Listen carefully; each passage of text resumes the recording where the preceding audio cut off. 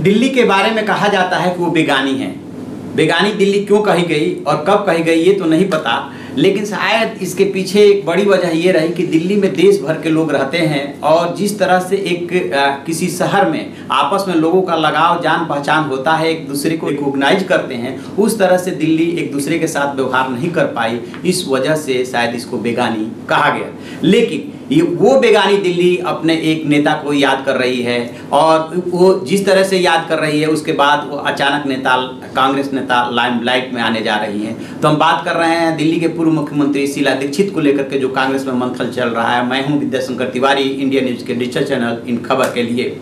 दरअसल कांग्रेस में इस बात को लेकर के इन दिनों रिफ्ट चल रहा है कि कांग्रेस के जो इस समय दिल्ली के अध्यक्ष हैं अजय माकन, उनका हाईकमान से पिछले दिनों इस बात को लेकर के थोड़ा मतभेद हुआ कि आप यानी कि आम आदमी पार्टी से कोई गठबंधन हो या ना हो चुनाव से पहले।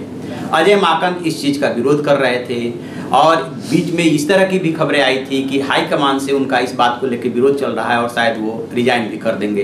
खैर किसी तरह से स्थिति संभल गई, लेकिन अभी भी कांग्रेस में इस बात को मंथन चल रहा है कि यदि बीजेपी और खास तौर से प्रधानमंत्री नरेंद्र मोदी को रोकना है तो कांग्रेस का आप से जो है चुनाव पूर्व गठबंधन करने की स्थिति आ सकती है, खास तौर से दिल्ली जैसे जहां पे वो दिल्ली में प्रभावशाली है, अन्य राज्यों में प्रभावशाली है वहां पर। लेकिन अजय माकन अभी इस बात के लिए तैयार नहीं है। इस बीच कांग्रेस ने एक जो है अपना सर्वे कराया है देश भर में कि उसके कैंडिडेट्स की और नेताओं की क्या स्थिति है। तो दिल्ली के लिए जो कांग्रेस का सर्वे हुआ है उसमें 4-5 नाम मुख्यमंत्री के लिए दिए गए थे। आपको जान के आश्चर्य होगा कि उन 4-5 नाम में अजय माकन का भी नाम था, पूर्व मुख्यमंत्री शीला दीक्षित का भी नाम था, वर्तमान मुख्यमंत्री अरविंद केजरीवाल का भी है, उप मुख्यमंत्री मनीष सिसोदिया का भी था। उसमें शीला दीक्षित सबसे ऊपर, यानी कि सब लोगों ने उनको पसंद किया, नंबर 1 पे आई।